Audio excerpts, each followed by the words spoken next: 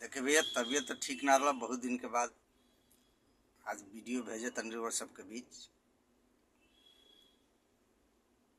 एगो किसान के बेटा फौज में भर्ती रहता, बॉर्डर पर ड्यूटी लागल बा।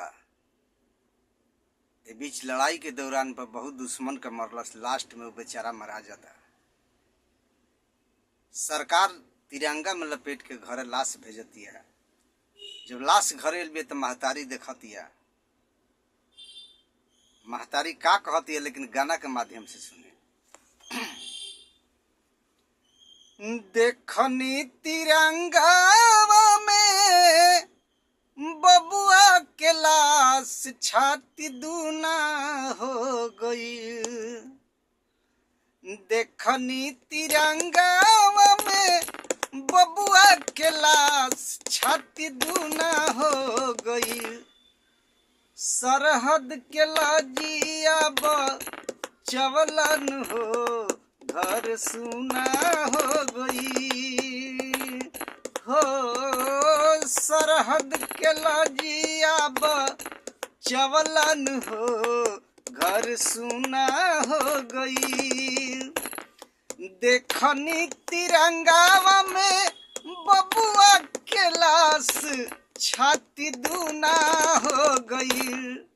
सरहद के लाजिया चवलन हो घर सुना हो गई।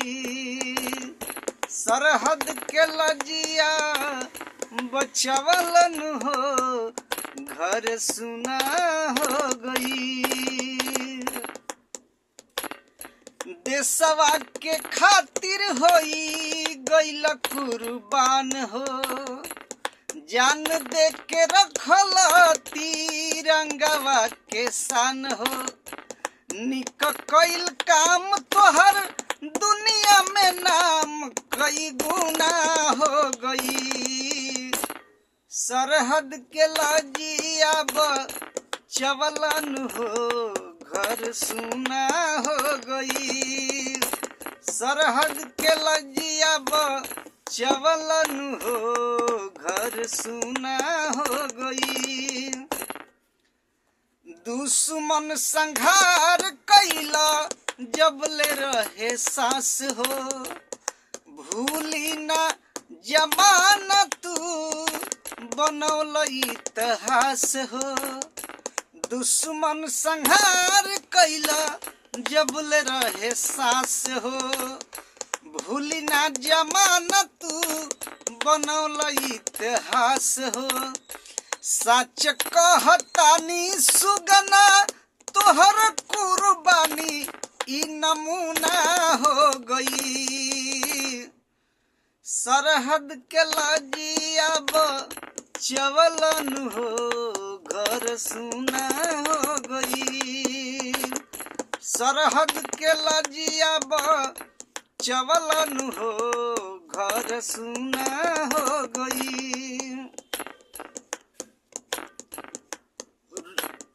रोवेला नन्हका तोहके खोजे चार ओर हो, अंकित हलचल के बाखिया में लोर हो। रोवेला नन्हका खोजेला चार ओर हो, अंकित हलचल के बाखिया में लोर हो। कहे पार भाकर तोहर भैया हो याद झुन झुना हो गई। सरहद के लाजिया चवलन हो घर सुना हो गई। सरहद के लाजिया बचवलन हो घर सुना हो गई। देखनी तिरंगा में बबुआ के लाश छाती दूना हो गई। सरहद के लाजिया चवलन हो घर सुना हो गई। सरहद के लाजिया चवलन हो घर सुना हो गई।